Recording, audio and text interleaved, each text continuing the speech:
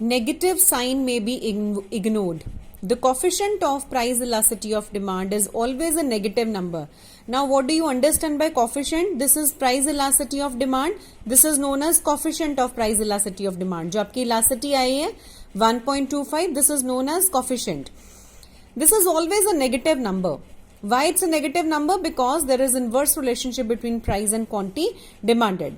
Because you know when price it increases, quantity demanded falls. So there is inverse relationship. That's why there is negative sign. So negative sign is always implied कि हमें पता ही है कि negative relationship ही है इन दोनों का, inverse relationship है.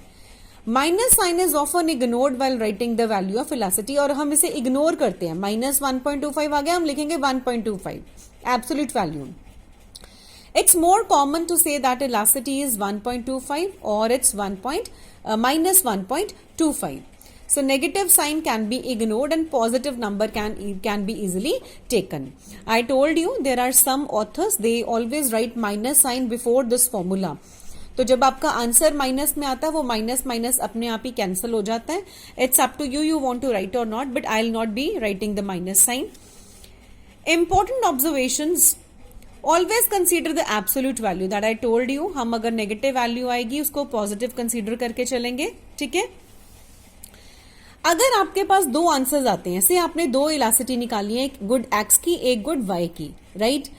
एक का आंसर आया -3, एक का आया -4. अब अगर हम मैथमेटिकली देखें -4 -3 से छोटा होता है, -4. बट हमने यहाँ पे मैथमेटिकली नहीं देखना, हम बोलेंगे यहाँ पे y की इलास्टिसिटी ज्यादा है, x की इलास्टिसिटी कम है. आपने यहाँ पे मैथमेटिकली कंसीडर नहीं करना कि नेगेटिव है ये इंटीजर, -4 है, -4 is smaller than -3. No, we will consider only the absolute value. You will say 4 is greater than 3. So elasticity of y is greater than elasticity of x. Elasticity is affected by percentage change. हम अब इसमें percentages क्यों निकालते हैं? क्योंकि कई बार ना जब यूनिट्स गिवन होते हैं तो हमें पता ही नहीं चलता कि कितनी चेंज आई है.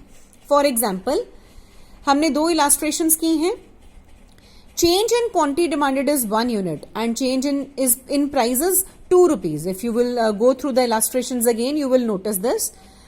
Price elasticity is 1.25 and in the second is 0.8. ठीक है, demand changes by 25%, price changes by 20%. और second illustration में demand changes by 20% and price changes by 25%. अब देखो यहाँ पे अगर हम सिर्फ क्वांटिटी को कंसीडर करें या प्राइस को, अब एक दोनों में परसेंटेज 20-20 आ रही है, एक में 25-25 आ रही है. ठीक है, बट फर्स्ट इलास्ट्रेशन में डिमांड और प्राइस की डिफरेंट परसेंटेजेस हैं, सेकंड में डिमांड और प्राइस की डिफरेंट परसेंटेजेस हैं. Elasticity is the unit free measure, कि इसके साथ हम कोई यूनिट नहीं लगाते, हम कोई किलोग्राम्स, टन्स, लीटर्स, मिलीलीटर्स, कुछ यूनिट नहीं यूज कर रहे, जैसे आपने मार्जिनल यूटिलिटी में किया था utils. But here we are not using any kind of unit in price elasticity of demand.